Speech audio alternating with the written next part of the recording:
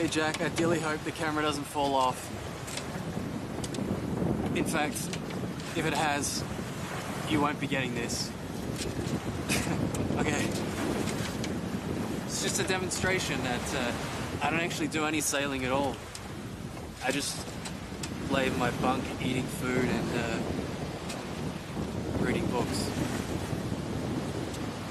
Don't fall off.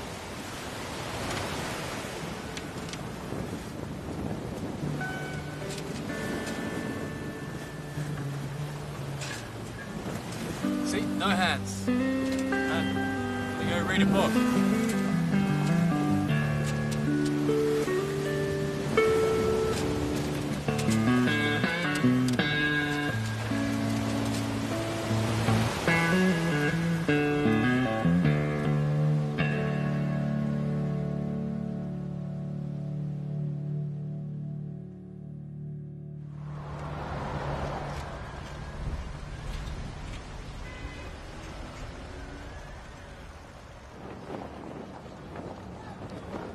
With the wind, people come and go. My father was taken by the wind to Australia from Holland, and now I'd been blown back to Europe.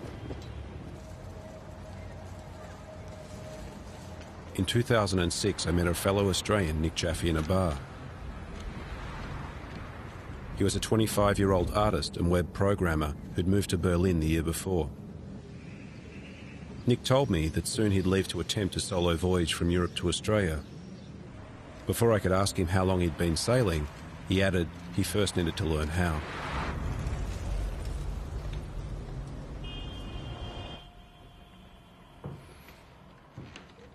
The idea of kind of holding yourself up in a tiny boat for 6 months alone, you can barely sail, you haven't been doing this since you were 5 years old, you know, the inherent kind of risks involved and the kind of complete and utter loneliness, I think,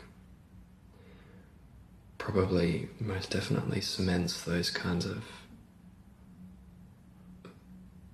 you know, feelings about home and place, and it's also an opportunity just to get away and to think. When I bought the boat, I needed to pay the ongoing fees to keep the boat in the boatyard. So it's £850 that I owe before it can be launched. Nick bought the boat on credit and launched a website and blog to raise support and sponsors for his project.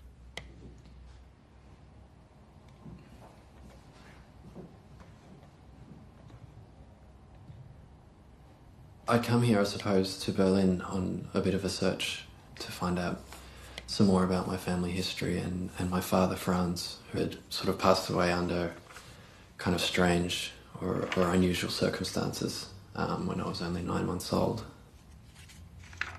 You know, there were never really any hard and fast answers about much at all, and it's not something I had really sort of dug into with my mum.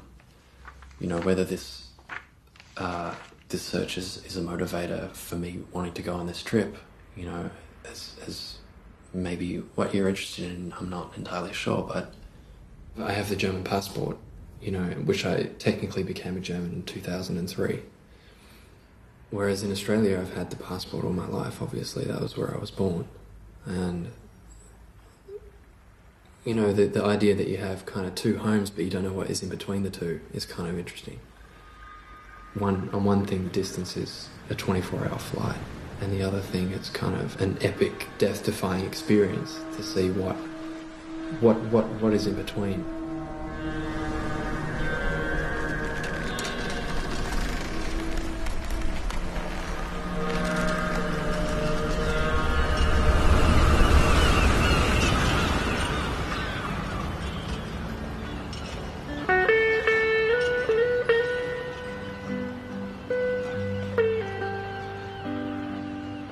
So yeah, it's a good boat. And everyone who knows about boats knows that it's a good boat, and they always say, "Well, you got the right boat. You got a good boat."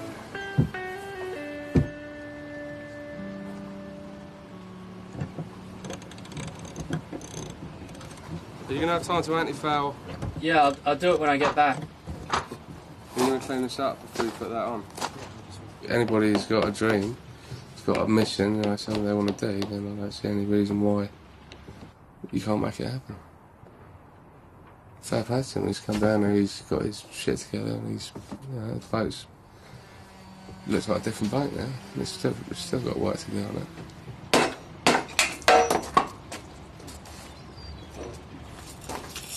Well, I found in the boatyard, everyone is nattering about. Everyone's doing little things and talking and carrying on. Instead of actually going sailing. I'm like, oh, well, you could go down here and you could get this cheap, and you could go down and you could walk up there and do this. And I thought, well, I could spend all my days getting stuff for, 20% off or whatever. But the fact of the matter is, it needs to happen quickly now because time is running out. It's June.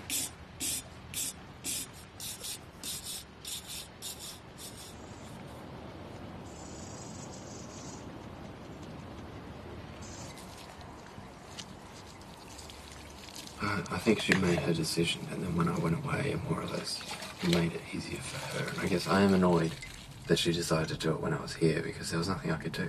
When you say that you did it here, like in the sense that you broke up... Yeah, that she decided that breaking up via email or via the phone was reasonable, and I was pretty disappointed because I don't think that's reasonable. But at the same time, I understand, I've known her for 6 years, and I do understand. And I don't think the boat thing helped, really. I mean, basically I was proposing that I was going to go away for another month, 9 months or 6 months, or however long it takes.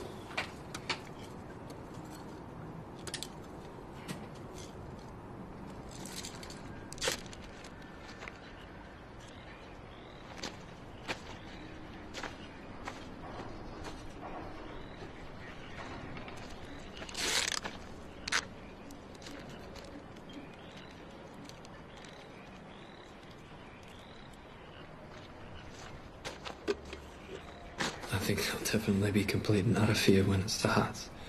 I'm not stupid. I'm not ignorant of the fact that people die doing these things all the time. But at the same time, it's not a fear big enough to... Yeah, I mean, it's not a fear big enough to stop me from trying.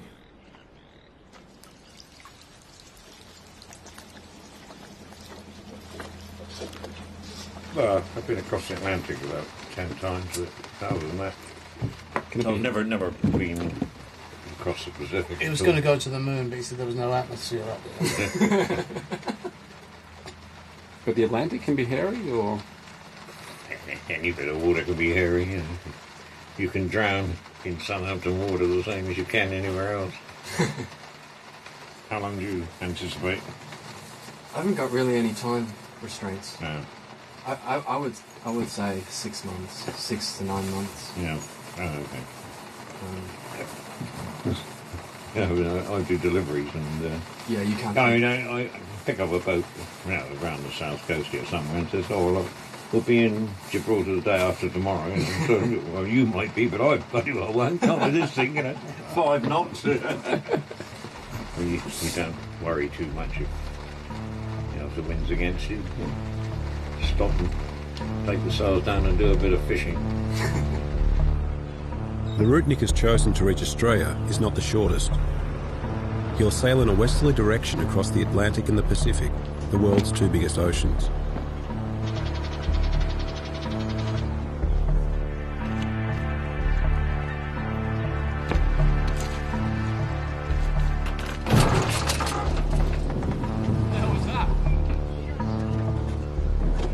He writes on his blog, "I will patter on the sides like a horse as we battle dark oceans, storms, fear and solitude." Built in 1972, Nick's boat is a 26-foot Contessa designed for long deep water solo voyages. For good luck, he's given her a new name, Constellation. Yeah, it just went in about 20 minutes ago. Yeah, and it floats. Yeah, I'm feeling a bit seasick actually. But thanks for sending me some money. I appreciate it. That's good.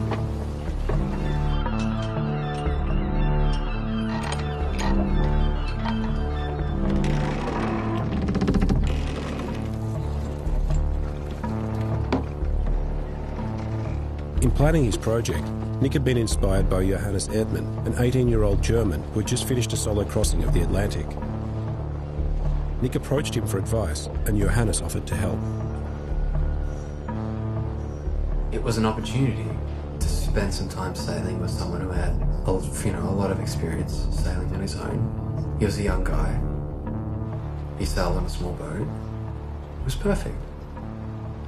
Ja, ich wollte unterstützen. Ich hab während meiner Reise damals so viel Unterstützung erfahren, wenn ich irgendwo steckte und Probleme hatte. Waren immer Leute, die mir da weitergeholfen haben und er hat mir die ganze Geschichte erzählt und dass sich gerade ein Boot gekauft hat. Und ich kam ja gerade von meiner Reise und habe genau das durchlebt, was er vor sich hatte.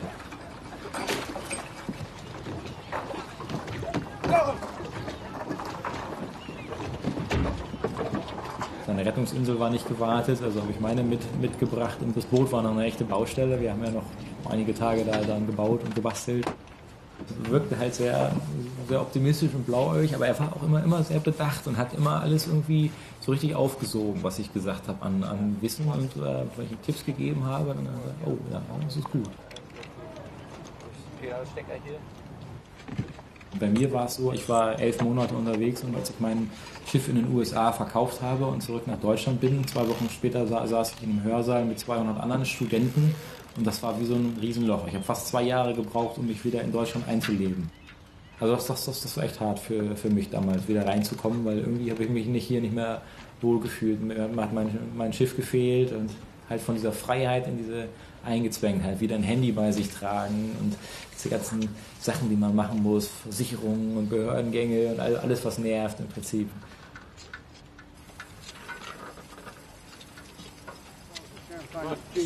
Cheers, Australia. We'll never say it again. Backy. Save that. Save that. Save that. Save that in case you've got a mayday and put the message in and throw it overboard. Okay. Address it to us here at Deacon. So we know where you are. Oh, yeah. I think it's the best thing that could happen to the British public that Nick's going back to Australia. Because he's been over here, he's a lousy barman. I can't put up with it, I can't complain about him. Besides that, I'm gay and I fancy him. Wait. On the film, you got it. When he first mentioned it, I thought he was joking. I've got to be serious. Then he's talked a couple of times about what he's done, what he's been practising, what he wants to do, how he wants to do it and work his way there. Oh, good luck to him. If he makes it, it's great. If he dies, we'll miss him.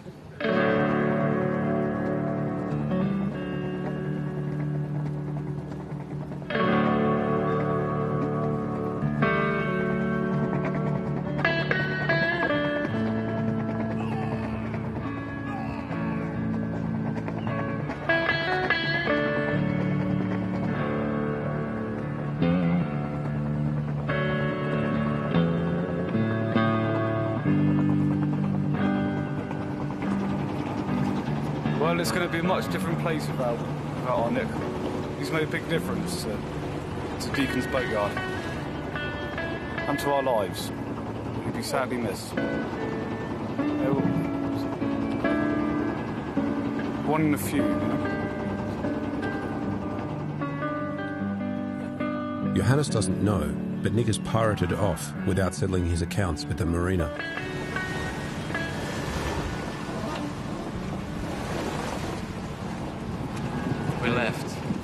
We left early in the morning so that Nick didn't have to catch up on the old repayments.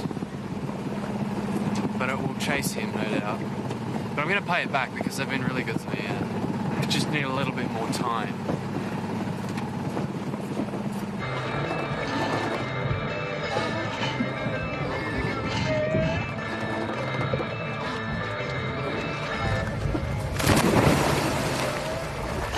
Whoa! That's weird, man. All I can think of is sharks. Are there sharks? Oh, I fucking hope not.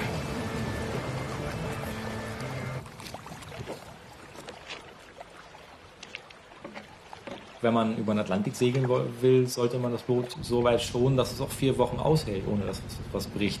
Und da habe ich Nick dann gesagt, wir wollten mal die Segel verkleinern und ein kleineres Vorsegel setzen am besten, dass das Boot geschont wird.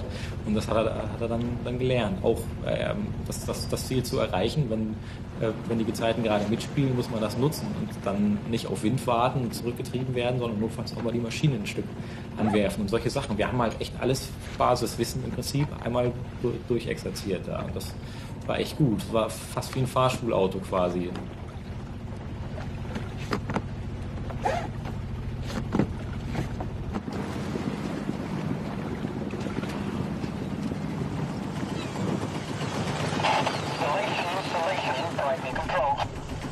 Brighton Control, we're wondering where the visitor berth is. Roger, where are you now, sir? Over. We're just near the entrance. Yeah, it's the first pontoons ahead of you, pontoons 10, 11 and 12.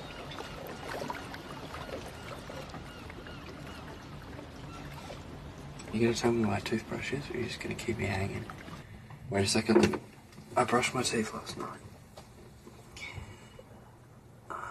Brushed my teeth last night. Oh, shit, did I? I didn't. I didn't. I didn't brush my teeth last night. I didn't brush my teeth last night. No. No, I didn't.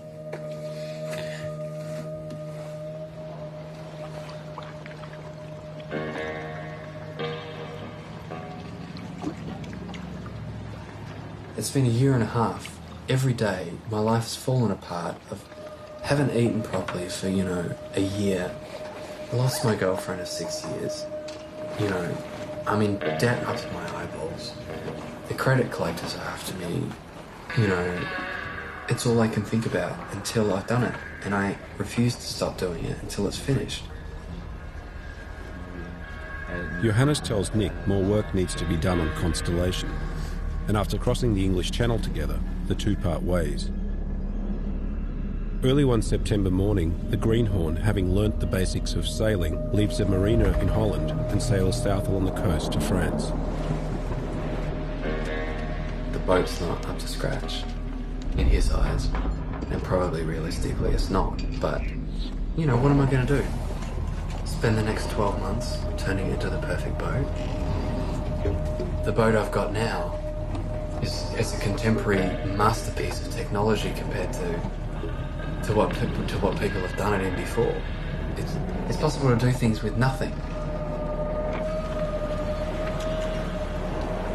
Ja, als Nick damals die E-Mail geschickt hat, dass er dieses Jahr noch über den Atlantik fahren will, habe ich das noch einem Freund erzählt und der meinte, ich soll vielleicht Abstand von Nick nehmen und so tun, als ob ich ihn nicht kenne, weil wenn was passiert, und davon sind dann viele ausgegangen, dass er das nicht schafft, in der stürmischen Jahreszeit noch durch die Biskaya zu segeln, dann bin ich noch schuld, weil ich ihm das Segeln beigebracht habe sozusagen auf so einer Fahrt. Und da habe ich natürlich nicht gemacht damals, aber es war schon, da haben wir schon gemerkt, was die anderen Leute davon denken, weil das war schon echt gefährlich.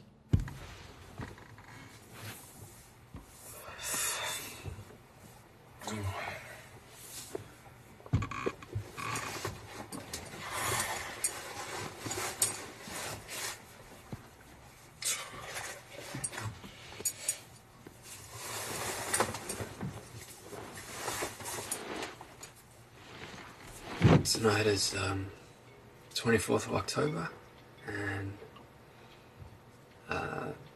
tomorrow morning, so Thursday morning, at about 3 a.m, I'll be departing for my trip across Biscay, my longest trip on my own, and, well, my longest trip.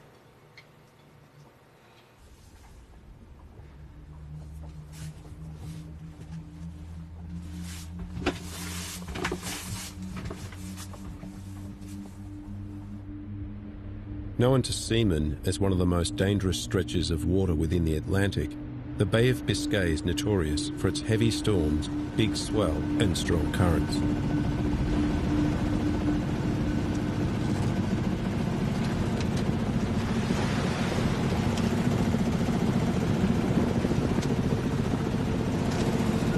Just trying to sleep, I can't sleep.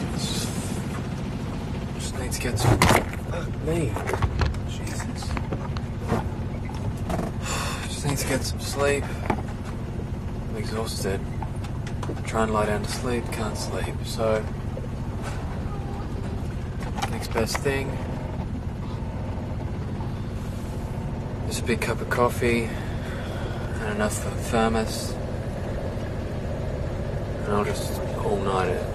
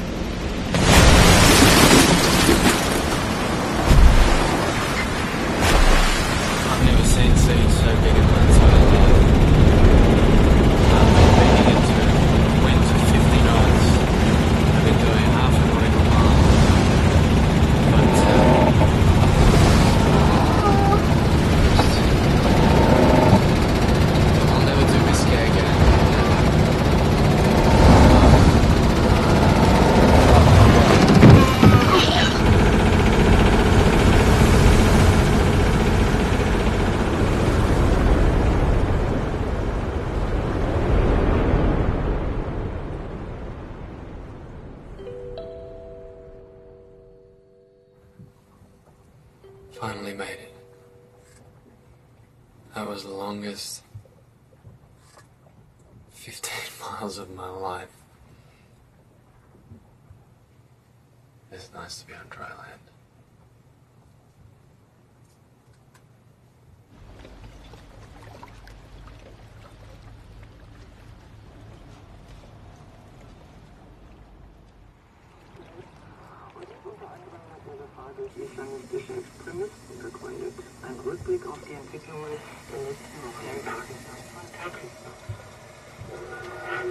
Anchovies are great. Amazing. There's the sun.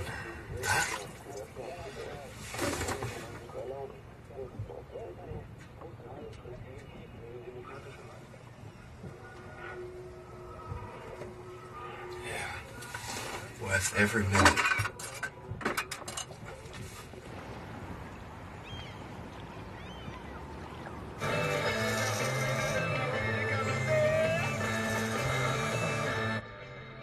Nick sails south along the Spanish and Portuguese coasts.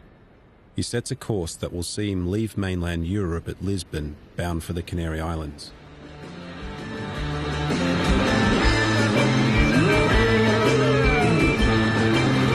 Still haven't seen anyone. I saw one plane. No ships.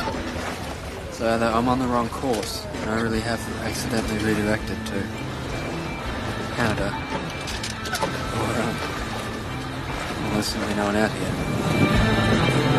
This is the main track, which broke the other night the other morning at about 4 in the morning. It's really annoying. It's not very strong, as you can see, but so I had to rig it straight down onto stanchion post. It's sort of a jury rig. It seems to be working okay.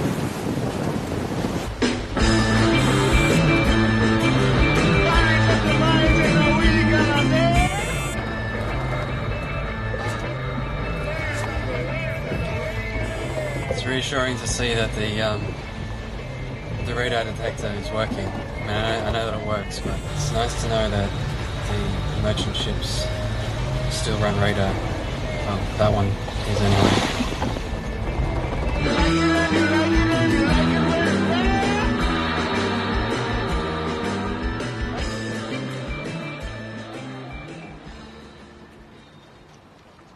I meet Nick in Las Palmas, his last stop before crossing the Atlantic to the Caribbean.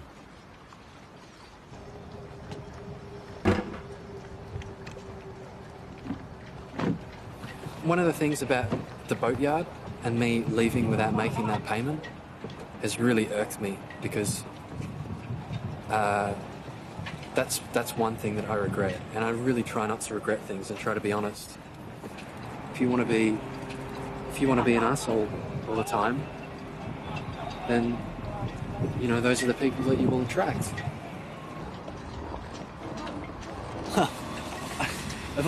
All my clothes are getting slowly destroyed, but I've been really careful with my suit.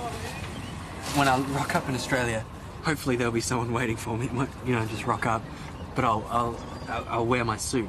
I thought I would, you know, I would land with my suit on. I thought that would be interesting. They'd be like, "Why are you wearing a suit?" And I'd be like, "Well, you know, it was another day in the office, and I wanted to, you know, look presentable." So I've been saving the suit, and so far of all my clothes, the suit has stayed intact.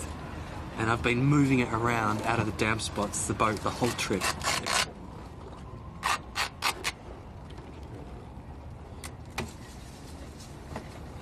Oh, see? It always happens. I'm not really trying to make a fashion statement, am I? Right.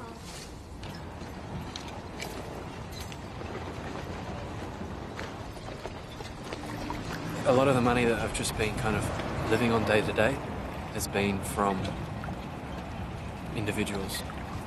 And I never expected so much assistance. I never expected so many people to take an interest. I really didn't. And especially through the website, I really felt that I wanted to tell people about what I was doing, and I wanted to be genuine, and I wanted to be honest. You know, some guy I've never met in my life says, you know, "Good job, you're living the dream, here's $500. You know, which is amazing.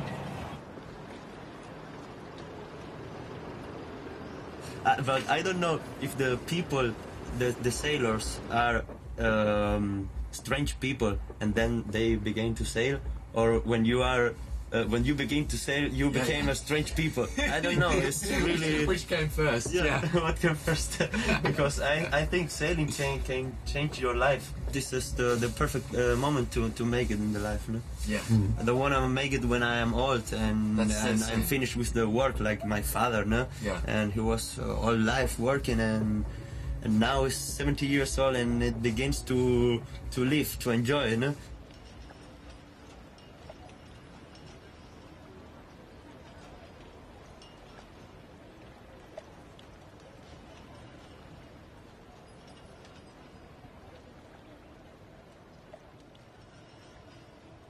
There are things in my personality which I don't know where they come from, and I suspect maybe they come from that kind of...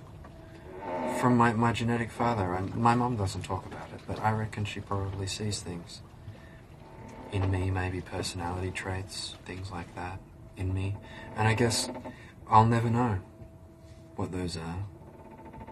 The question then becomes, are we a product of our influences? Or are we a product of our genetics? And that, because, you know, my dad, who I consider my dad, I grew up with him, I would consider myself more Americanized than I would Germanized. And my American dad, you know, this is the kind of thing my American dad would do.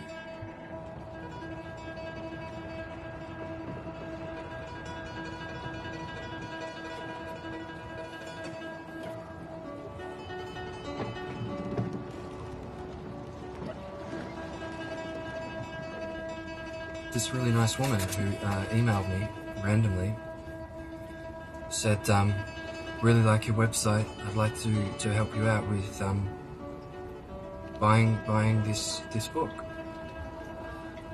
This is the famous book, you know, World Cruising Routes. It's very exciting. 1,000 routes from the South Seas to the Arctic. Huh? How romantic is that?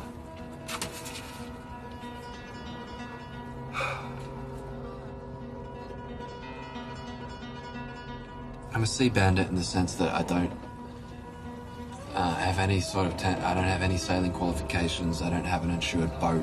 I don't have radio ships licenses. you know, I just don't have the money to be able to kind of... I'm just doing what I can with what I have.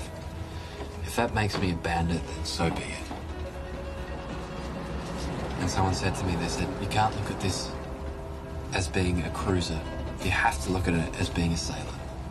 A cruiser could be a person who drives a Winnebago across Europe, and a sailor could be someone who hitchhikes across Europe.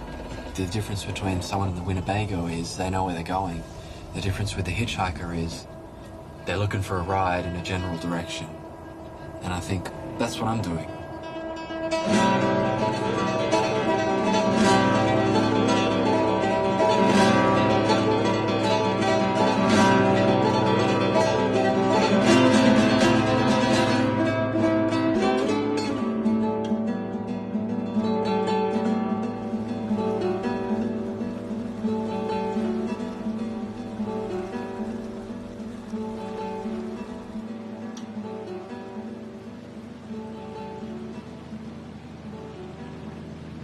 The challenge of the trip is actually what is driving me. One person said, why are you already planning about trying to get across the Pacific when you know, two oceans ahead of yourself? I get anxious to keep going though, definitely.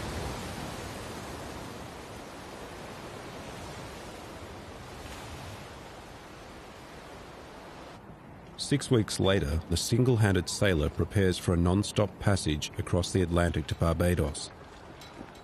As I leave, I give him a canister of questions that he can answer on his voyage. Today, the boat's kind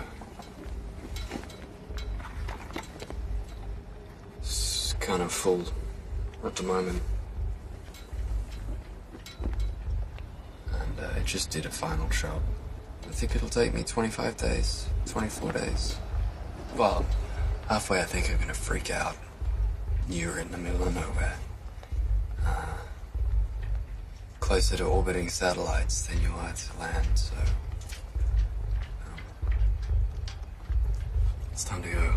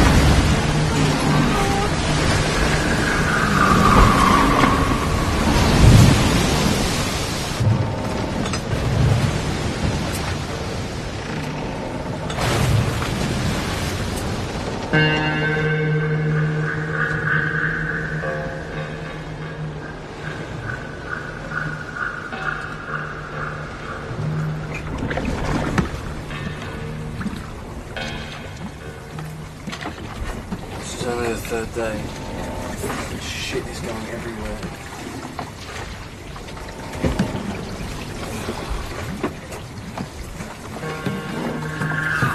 Fucking blowing hard out there.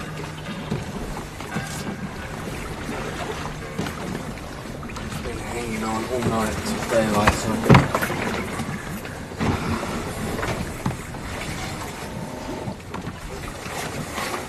change the sail, which I just did.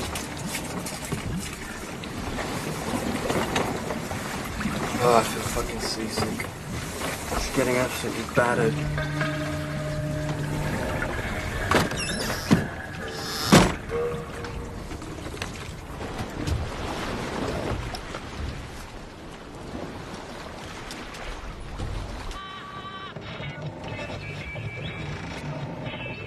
So, Jack, I'm gonna crack one of your questions out. When sleeping, do you dream of land or sea? That's a good question. Land. I haven't had any sea dreams. Which is probably good, because they'd probably be terrifying. Big squids and sinkings. God, can you imagine being out here and dreaming that you were sinking? guarantee you that's what I dream of tonight. I guarantee you. Yeah. So no, I haven't dreamt of the sea yet, and I don't want to.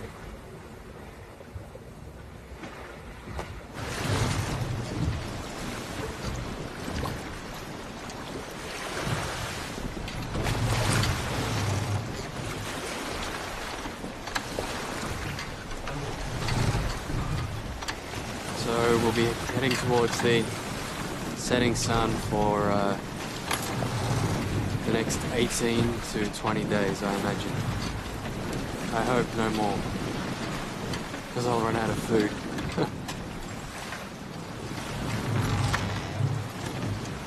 If you could wish for something right now, what would it be and why? I think a few new books would be in order. I've kind of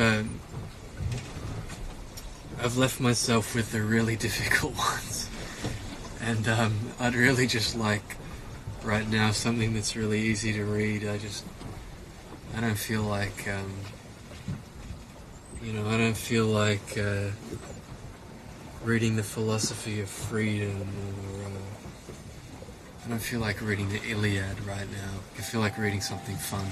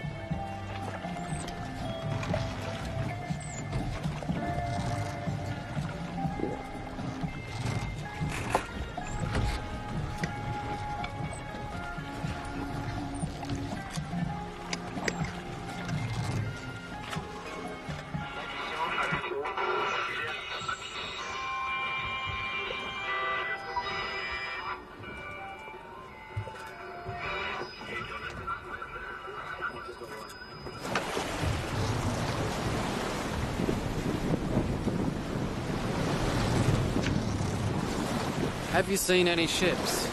No. The last ship I saw was about 6 days ago. But I must admit that I don't spend a lot of time out here. I do quick checks. So it's highly possible that that a ship has gone past me and I've missed it. But I do have a radar detector, and I haven't detected any radar, so... Nope, it's just me.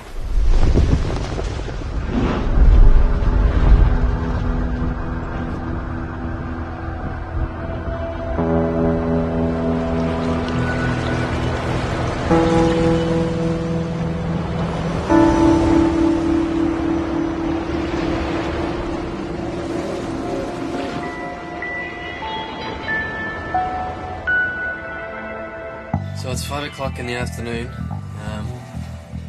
which is the time every day that I take a plot on my North Atlantic passage chart. There's where I left here at Gran Canaria, and it's a bit difficult to see, but there's my track. Right now, it's the 15th of April, and we're right here. It's hard to show, but we're pretty much dead in the middle of the Atlantic. So we've got to get from here to Barbados. And I think from today that's about 9 or 10 days, I hope.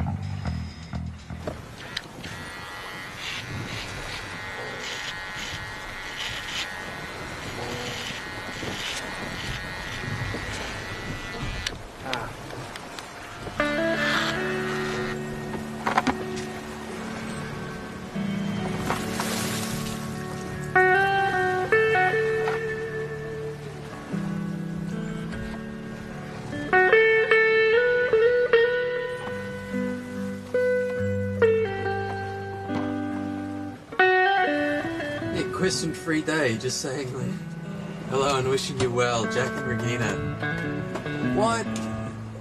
But this is the best part. I don't want a question-free day.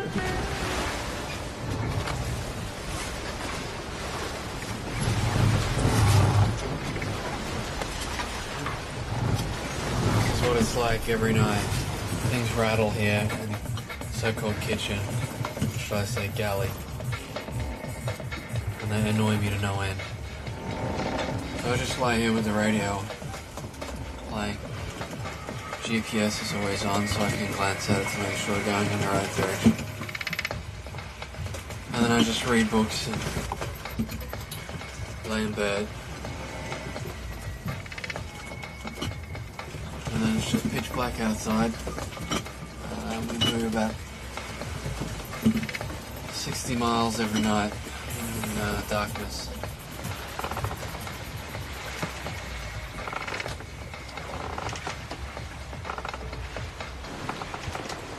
We're 30 miles away from Barbados now. I think in the next 3 hours, when we get down to the next 2 or 3 hours, we get down to 20 miles. I hope we can see, we can start to see the lights. So that's pretty amazing. So this is my last night. This is my last time to be seeing the stars out here on my own after 30 days.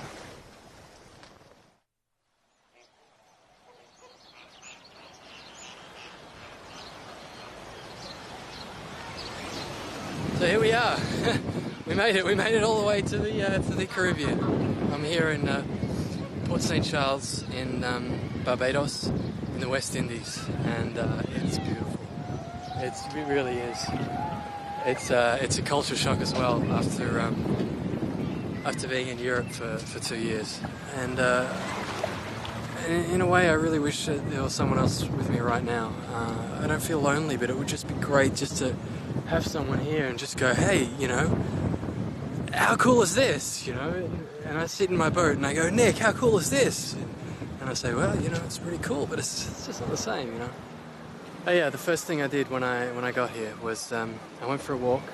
I had to get some money. First thing I ate was a hamburger.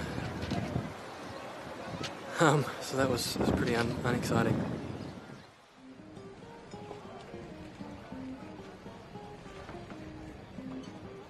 After a short stay in Barbados, Nick sails to the neighbouring island of St. Lucia, where we rendezvous. All aboard, Captain Jack. I kind of vanished from Berlin in a hurry, and basically bills piled up, and today I got the news that I had to pay €1,000. And it's just really stressful because kind of procuring that kind of money is not easy. And I don't have it, so it's just basically a loan off. And it's just the whole thing, you know, and I can't think of anything else when I've got that kind of money stress. I head with Nick to Castries, St. Lucia's capital, where he needs to sort out his finances. You really kind of want to enjoy where you are, and but you kind of always got in the back of your head that you're the kind of white guy on the yacht in the bay, you know, and on the one hand you've got paradise, and on the other hand you've got kind of absolute inequality, but it's kind of naive not to not realize it, but to kind of be a bit upset about it, and even because that's life.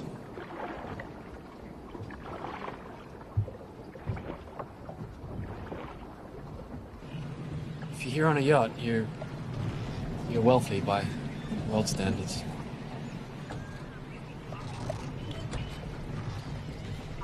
Even though I've only got $500 left, and I got to get to New York City. Nick had wanted to use the Panama Canal to reach the Pacific rather than face the notorious Cape Horn. But he's reassessed, and due to the changing seasons and his debts, he's decided to sail for New York, his stepfather's home city, where he may find work over summer. He's even considering trucking the boat overland to San Francisco.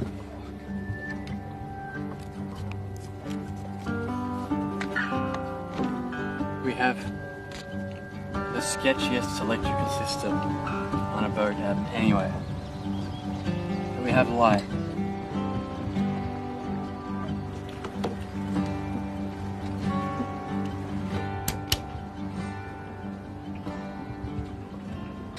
That's right. If care is not taken, survival sickness can soon turn a young person into haggard old Faust, burdened down with regrets and yearning for a youth through which he passes without so much as realizing it. The teenager bears the first wrinkles of the consumer. Little distinguishes him from a 60-year-old who consumes faster and faster, and the more he gives to inauthenticity, the sooner he is rewarded with precocious entry into old age. If he is slow to get a grip on himself, the past will close up behind him. He will have no further chance to return to what he has done, even for the purpose of redoing it. So much separates him from the children he played with only yesterday.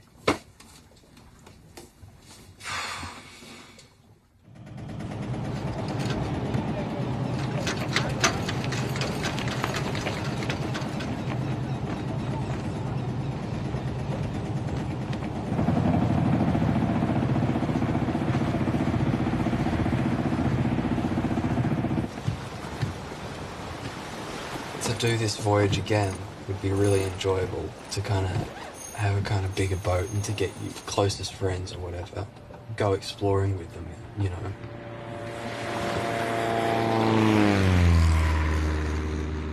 And I kind of just realised that that's not possible.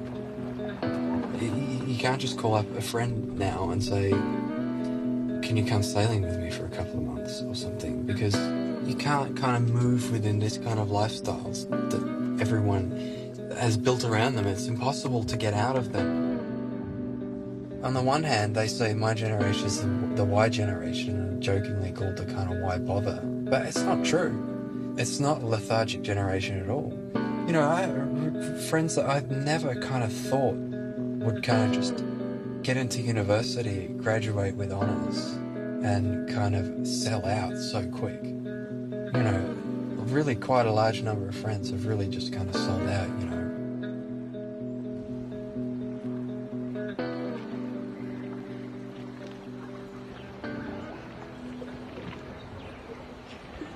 How do you feel about leaving paradise, Nick? Well, you know, the good comes, the good goes. If you stay here, you know, it'll just become blasé. So, if we go now, it'll just be a good memory. Besides, I'll come back someday, maybe.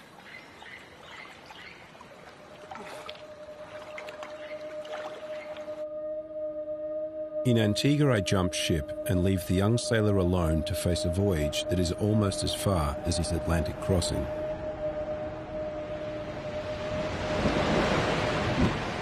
The trip up to New York is huge. But I feel after the Atlantic, I feel a lot more comfortable about provisioning and about what to expect. And it'll be good.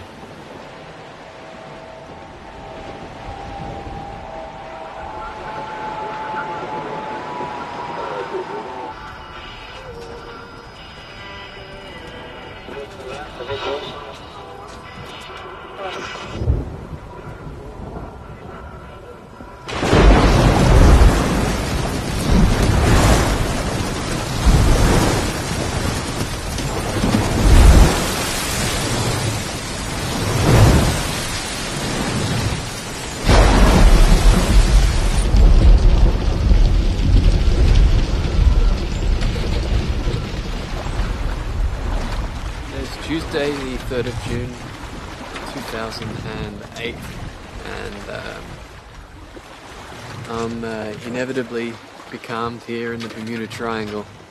Just been through the most incredible rainstorm I've ever seen in my entire life. So I had a shower and watched the spectacle from inside the boat. There's no wind. I haven't got any fuel, so it's just pray. Something happens.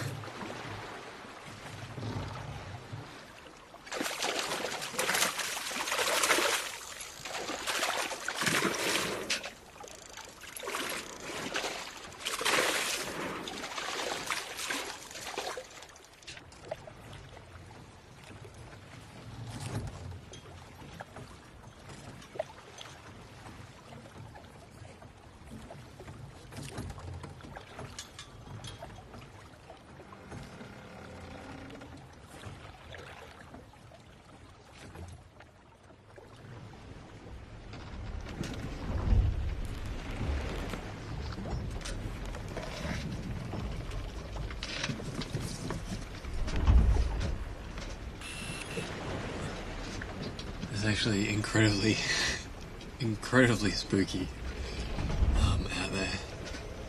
There's some kind of weird fog. I don't really think this area was known for fog, but it's just really eerie. I feel like a ghost ship or something out here, or that some big pirate ship is going to come up over the horizon. But now that the night has fallen, it's a little bit scary. I'm glad I have the radar detector, at least I can't be plowed down by a big ship.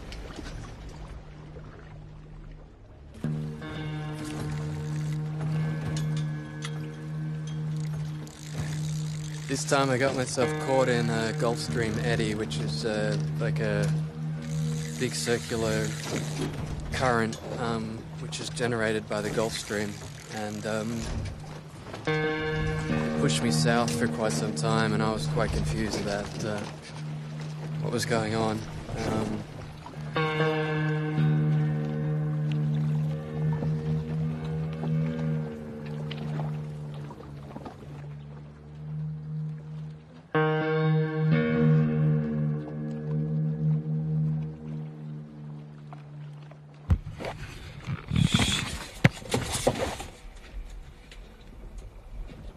Really fucking pissed off now.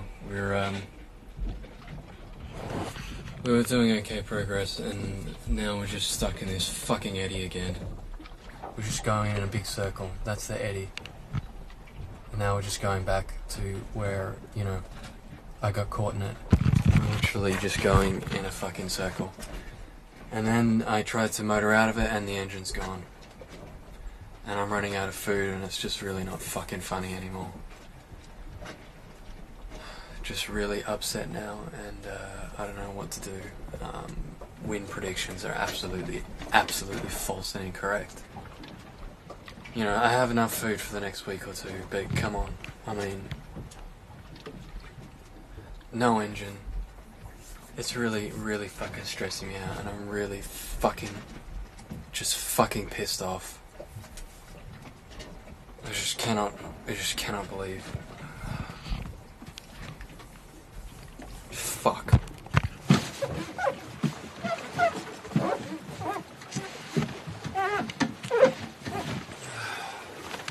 It's just fucking disgusting, this shit.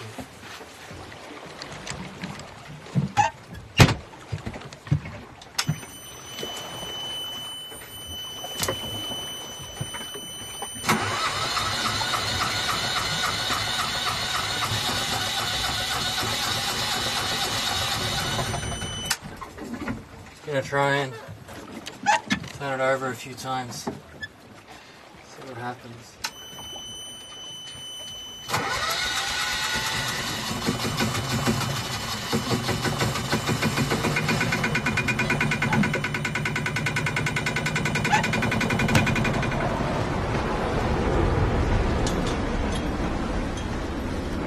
So I'm feeling better today. We're escaped the wrath of the eddy.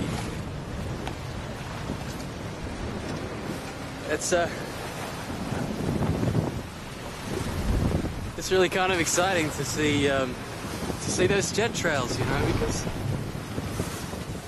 that plane there's going to New York City. I have absolutely no doubt in my mind, and we're on the same heading, you know. It's gonna hit New York City in under an hour. So yeah, get a plane next time.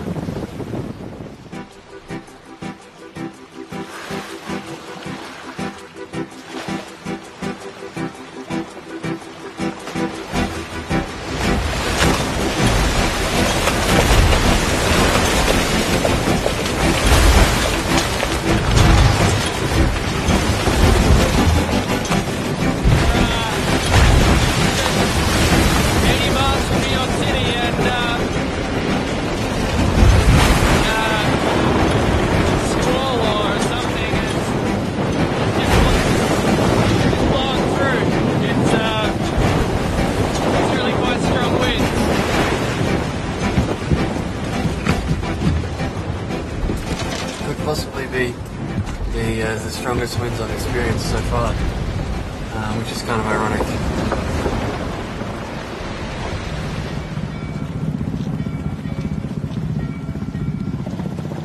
So we made it. This is Sandy Hook Point in New Jersey.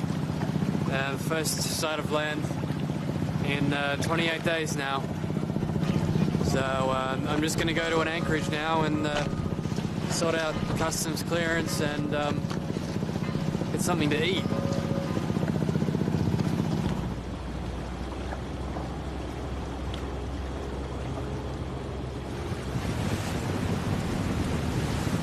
Through his blog, Nick has made contact with a New Yorker. Due to Constellation's failing engine and fuel shortages, the local has come to tow her and Nick. They head up Long Island Sound to Greenport, where a marina offers Nick a free berth over summer. Constellation is in need of some serious repair.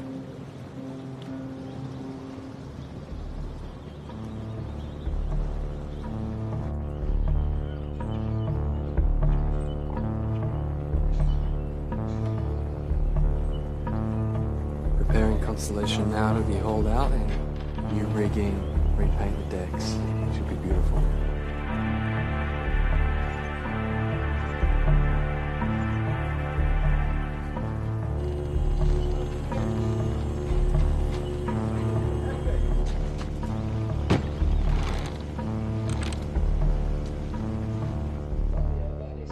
I learned through email correspondence and Skype that Nick settled comfortably into American life. A girl has offered him a place to stay in Brooklyn, and he's programming a free software that allows sailors to update their positions via GPS onto Twitter.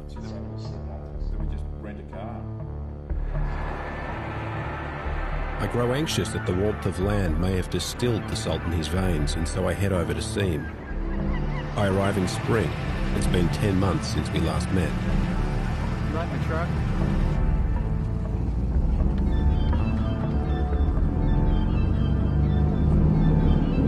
I came in here. Boat was broken. I got in the newspaper. And then a local family, the Ferraros, threw me a big party in their house. Like a fundraising party, which was amazing. They had, catering and everything. It was incredible. And yeah, then the Brewers Boatyard and Mike have been letting me stay here for free. These guys have sponsored all their labour, put it together. You seem to get lucky, Pete. I know, I have some weird. Mum says I have good merit.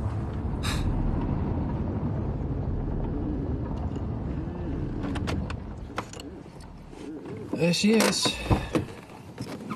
Same old. Alright, I've got to go to the rigging shop. The rigging he had was it had a lot of questionable attributes. Are you surprised that he got so far that he did? Yes, I was a little shocked. That's funny. But, hey, God protects some more than others, right? Yeah.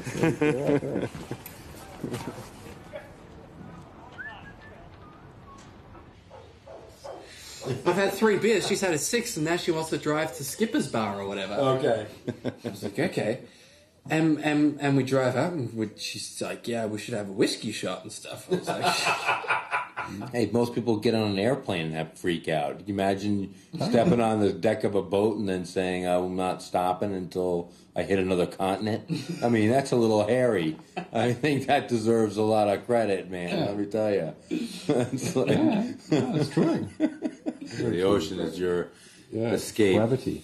Is that? Gravity. Oh, absolutely. That's why you got a boat.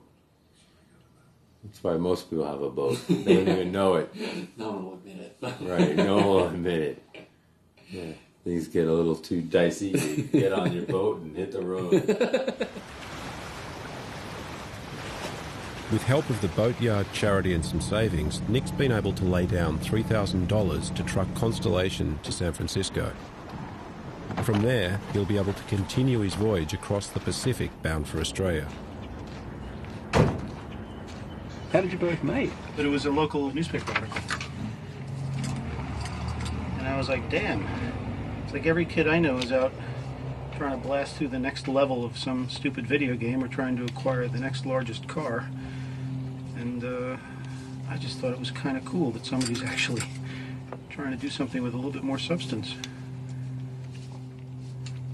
And then he offered to help me, but he didn't realize that helping meant rebuilding the entire boat. No, actually, you know, there's a graciousness in accepting help too. I had no idea you would actually accept it. Really? Yeah. I'm really annoyed at the damn trucking company now. Every time I call them, they're like, yep, we'll call you probably tomorrow afternoon, give you a firm date. No worries. Oh, okay, cool, no worries, thanks. What is it, you know? They've not called me back. I think they just realized that there's really no rush. Well, there is a rush. I'm in a rush.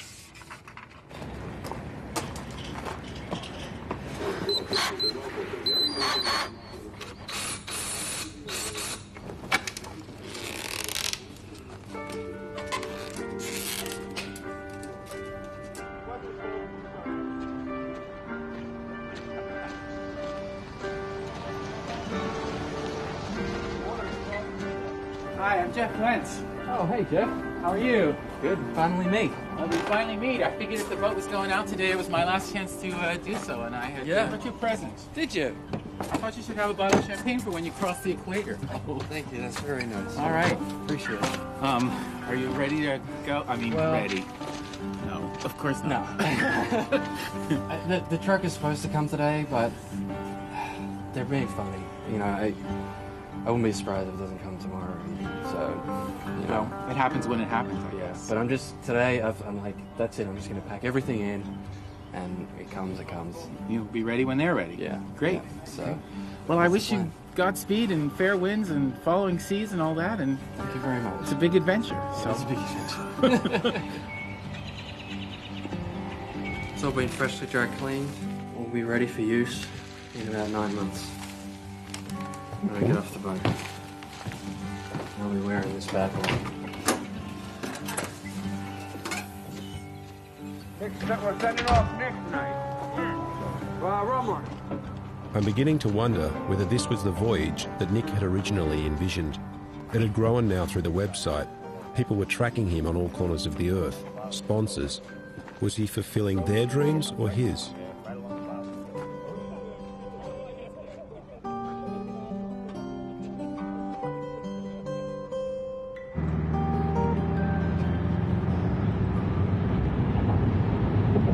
Well, there are pressures there, there's no doubt. But, you know, I just have to be conscious as well that this is my trip, it's not anybody else's. You know, regardless of what people think or what people have done or any of that, there would be no trip if I wasn't doing it, so there are pressures.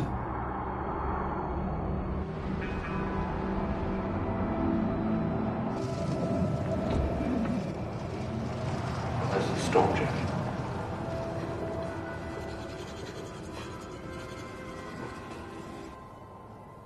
Man, flying in an airplane really is cheating. You see what I mean? Now look at that, all the way from Europe.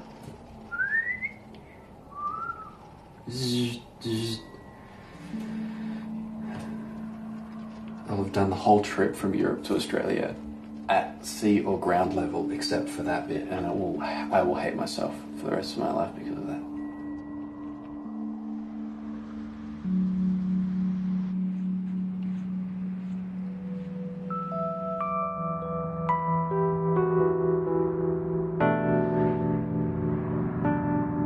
Coming to the Pacific, you can put your hand in the water when you stand on the beach, and there is almost some kind of feeling that there is. You can say, oh, I've just got to do this bit now. You can't, that's not something you can do in the Atlantic. You can't look in the general direction and say, it's almost there. It's like standing at the top of an observation deck and being able to not see the city because of the fog, but you know it's there.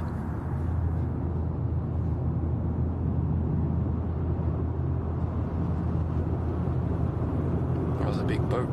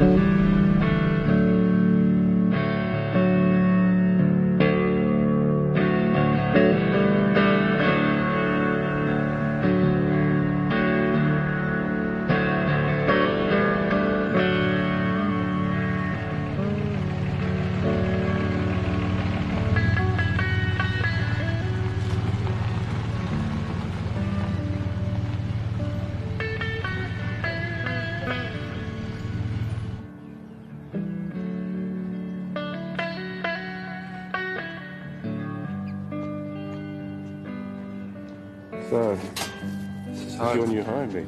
This is Yeah. home. I feel like I'm getting back into it. Waking up, a nice view, trudging up to the shower.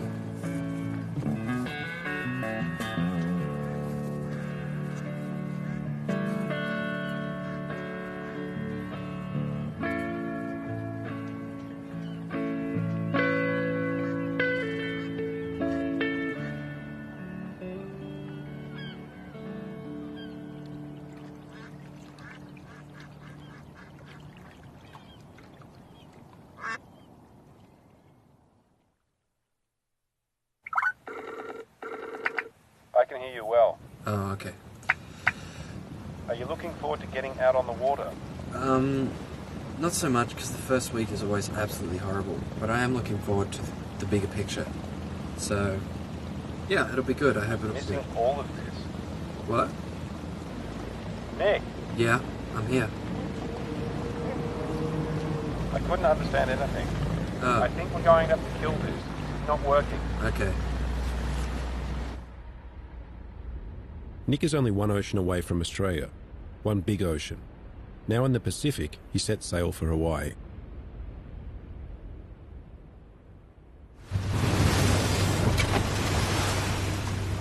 I was thinking today, what an old boat, you know.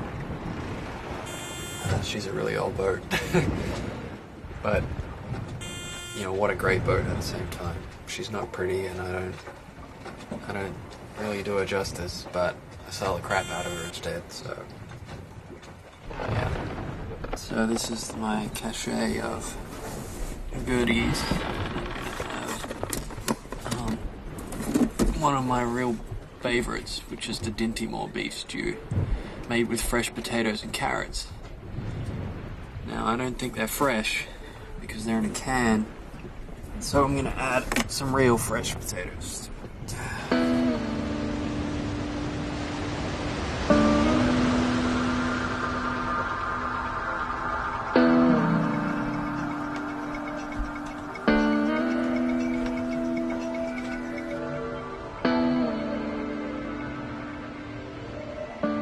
So, the question for today, hopefully it's a happy question. Is all this only a facade, and what you're really trying to do is make, like, a long holiday? No, this is definitely not a holiday. Because on holidays, you don't really die while you're asleep. Last night at about 12:15 a.m., my radar alarm went off, and I got up and I saw a ship in the distance. I could see its running lights, a tanker, and it looked like it was running a parallel course to me. So I turned my radar alarm off and set my sleep timer to wake up in 15 minutes so that I could wake up and check what this tanker was doing. So I did that, went back to bed, and unexpectedly just went straight back to sleep in a matter of seconds. Jesus Christ. The tanker was, you know, I'm not exaggerating, this thing was right next to me. I immediately grabbed my radio, tried radioing them. At first I thought maybe they came up next to me because they thought I was in distress or something. No response on the radio. Immediately I knew that there was no one on watch. They had no idea. So I took Constellation and we started going in the opposite direction, and the boat basically just went straight over my bow, across my bow, and Jesus Christ, got hit by the wake of that boat, and we were just slammed.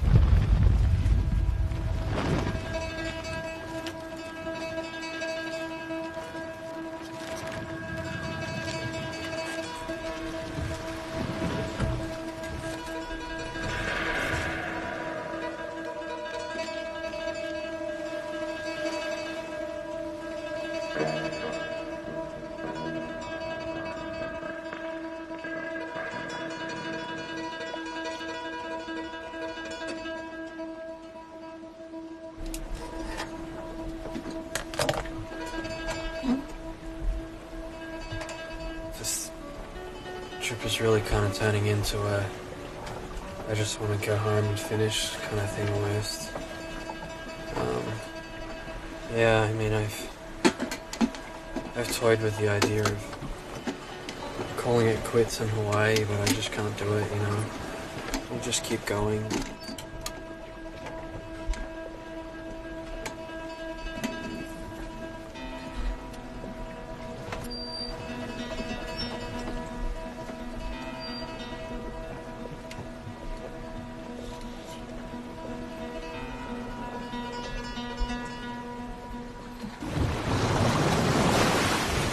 That there is land. 26 days. Now, maybe another 40 hours before we get to Honolulu. But we'll be there soon, but that's pretty cool. Maui, land.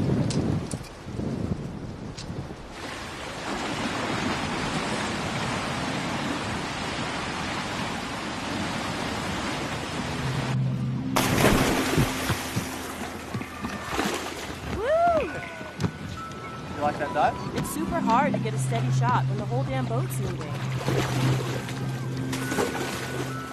In Hawaii, Nick writes to me that he's been held up waiting for a hurricane to pass, and that in the meantime, he'd spent a couple of weeks sailing around the island with an American girl.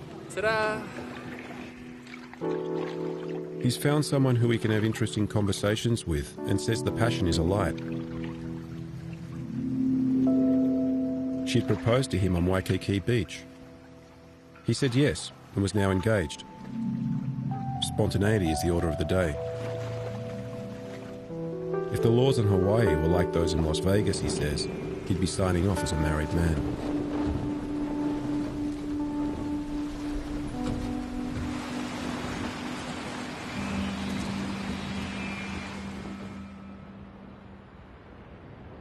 Nick had applied for official permission to visit a remote nature reserve, Palmyra Atoll, en route to Samoa.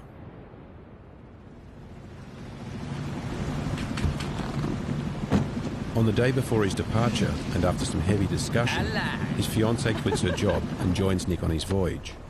Her presence is kept secret from his supporters and followers on his blog. I know what it feels like to sail in a small boat for a month at a time. You know, I've done that. I have that experience. And I'm going to experience something new by having her on board. I'm going to be able to turn up in a foreign place, and I'm going to have a friend there, you know, and we're going to be able to get off the boat and experience that joy of being, we just sailed a tiny freaking boat and we got here. How cool is this, you know? Just to be able to sit there and have somebody else and go, you know, how cool is that? And I'd be like, yeah, you know, and to be able to get on the island and be like, let's go walk up to the end of the beach and drink coconut milk or whatever, you know, whatever it is, you know, just to be able to share the experience.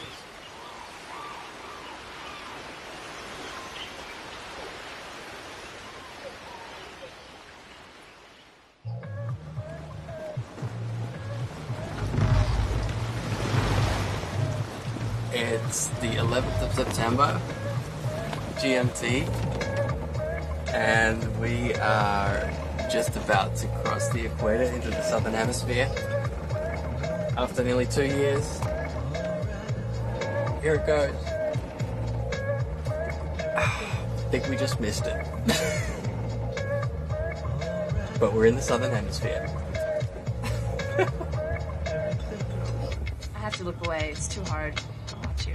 No, but I'm talking to the camera. I'm talking. You're so cute. Jack, I'm talking to myself. You're so fucking cute right now. What is that other voice in this boat? We've been sailing alone for how long? And no one's gonna notice that ring on your finger either. Alright, Jack. We've just crossed the equator, and I would like to thank Jeff for giving me this bottle of champagne, which I'm about to drink in celebration of this rather amazing vacation.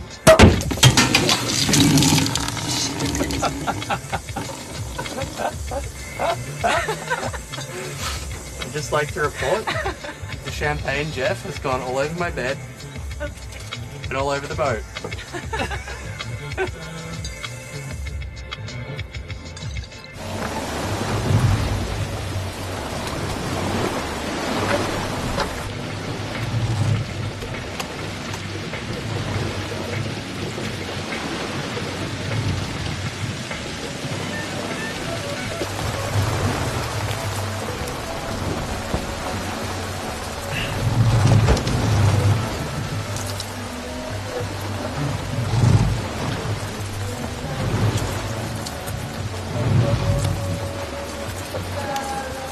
Wow.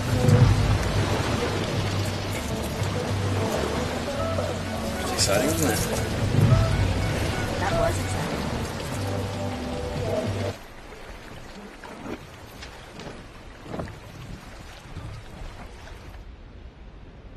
Nick and his secret stowaway sail for Samoa. There, the fiancé returns to America. 1 week later, life on the islands is dramatically unsettled.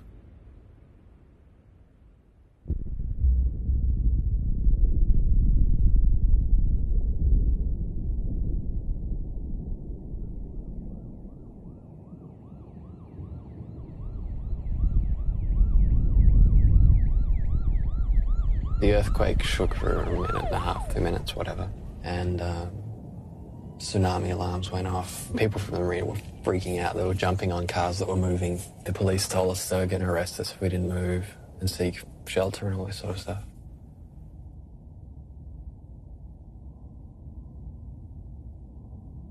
I just had it in my head. I don't really know much about tsunamis, and I just had presumed that the majority of the rest of the island had been affected the same as Apia had been, which was not the case, because the pulse came from the south of the island and Apia is on the north.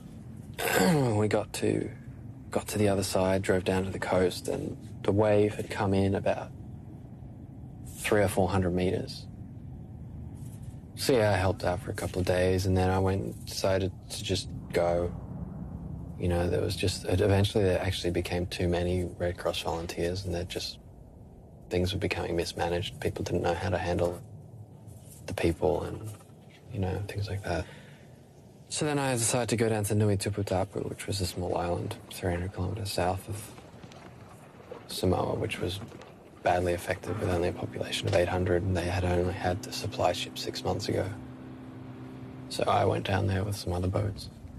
People brought a lot of stuff. It was very effectual, actually. That was really good.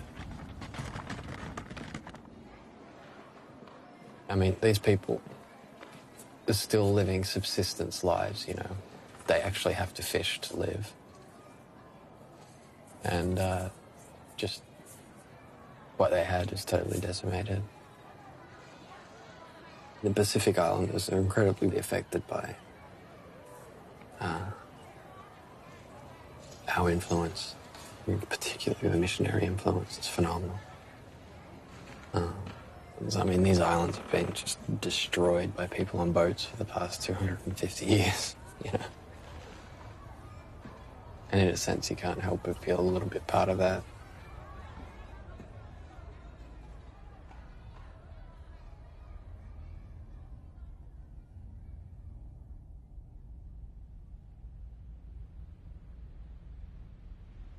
After a brief stop in Tonga to get provisions, Nick sets out on his final ocean leg for Australia and heads to the nearest port that he can reach, Coffs Harbour. It's 1,400 kilometres north of his home city of Melbourne.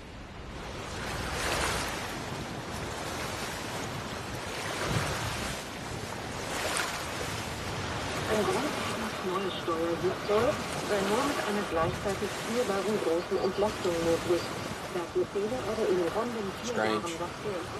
I'm 800 kilometers from Australia and I can't get anything but German radio.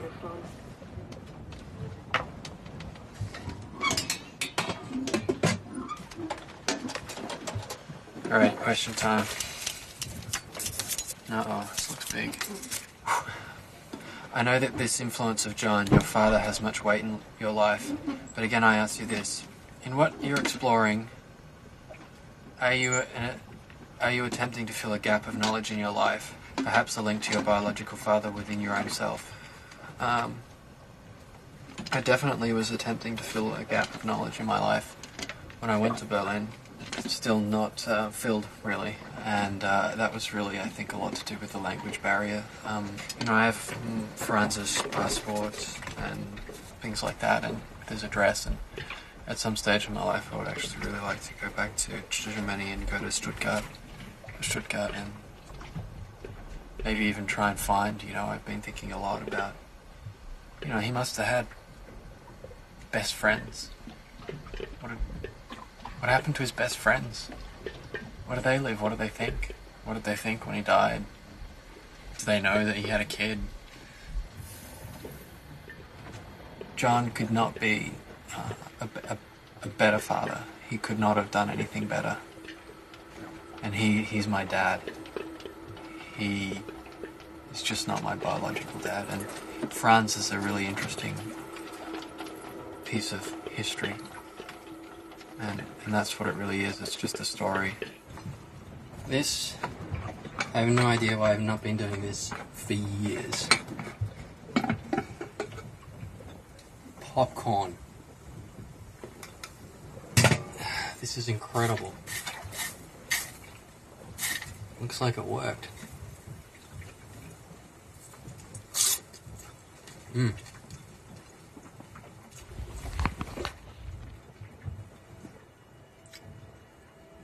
Tastes really good.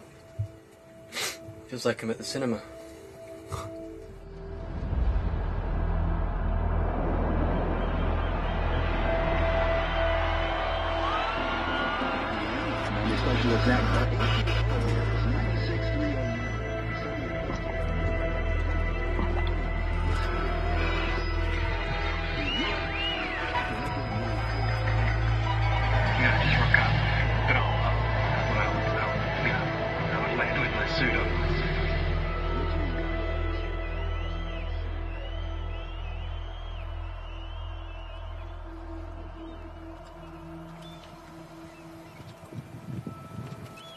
It's an absolutely beautiful day. I can't help but think about how hard this has been, and what I've gained and what I've lost, and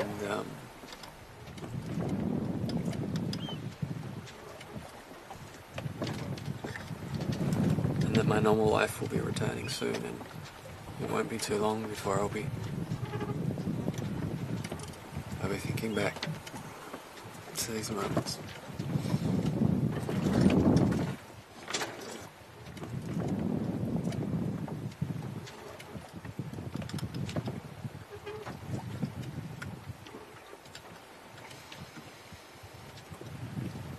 You know, it's one or the other.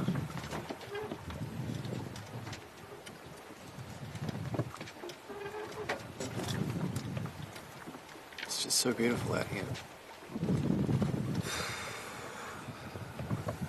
But I don't think I'll ever experience anything like this again. Ever.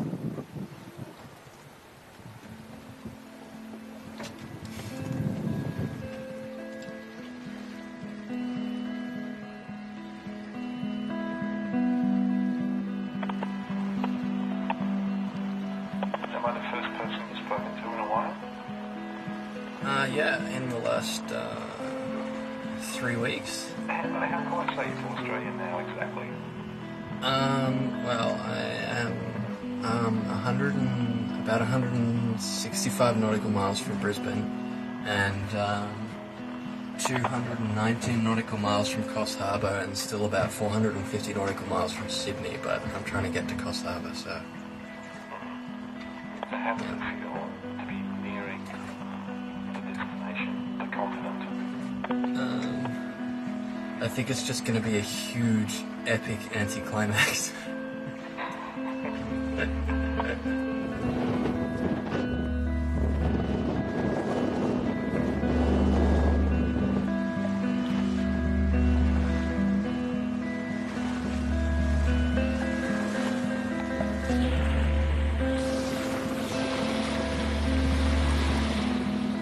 So, that's Australia.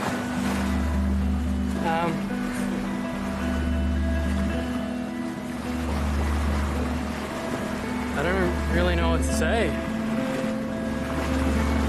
It's been 2 years and 3 months. It's taken 2 years and 3 months of work to see that. And you know, I did it.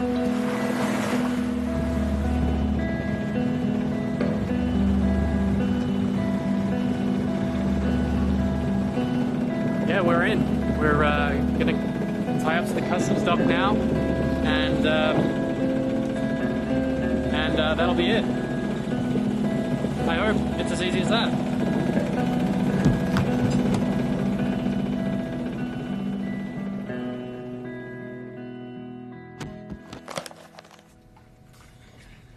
We're in Coffs Harbour after a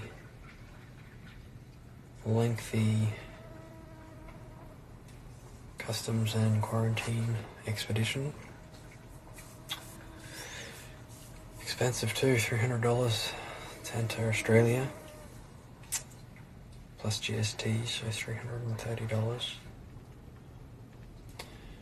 You know, I've just been the master of my own little universe out here, and now I get into port and I have to pay all this kind of money just to come here, and now as an Australian citizen bringing a foreign boat, I have to import the boat now, and I'm going to come up with 17% of its purchase value, and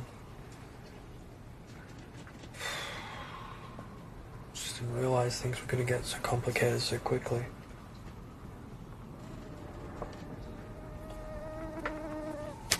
Mosquitoes here.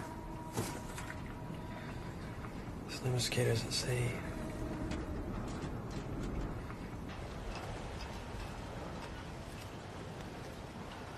I arrive in Coffs Harbour and it's not the homecoming I'd expected, not for Nick either. We're 1,400 kilometres too far north. When he'd left Southampton in 2007, Nick had set out to reach Melbourne, where he'd envisaged a welcoming party of friends and family waiting for him on the dock. But that was long ago. I've got this boat now, but I've got absolutely no money. Like, I have literally a couple $100 in cash. Is this the bitter end? Do you know what the bitter end is? The bitter end is a nautical term. It's the end. When you let all your anchor out, the bitter end is the last bit of rope that's holding onto the anchor. So you let the anchor out to the bitter end. Well, it is the bitter end. We let all the chain out. Just let out 3 years of chain. We just got to the bitter end. It's just all too...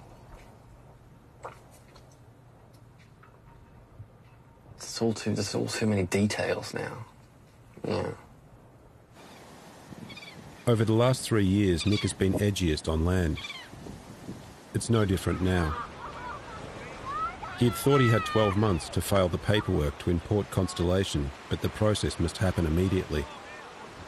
He can barely afford marina fees and is caught up dealing with the bureaucratic paperwork.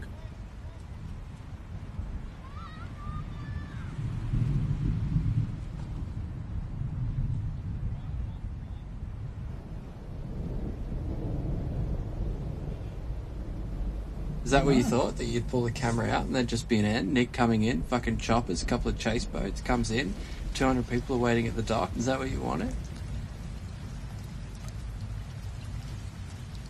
I think this is reality. I mean, I don't know what other end there can be. I mean, this isn't even the end to begin with. But, I mean, I don't know what other options there are, other than the chopper and the chase boats. And I mean, would that be more satisfactory to people, to the general public? Would that make them feel? Would that give people a feeling of accomplishment? Is that what this is about? Is this about giving other people a feeling of accomplishment? Like, God, I feel good. The guy just made it. This is fantastic. I mean, is that really what this is about? I think bells and whistles are just a product of people's fantasies. It's just a complete lie. It's like Santa Claus.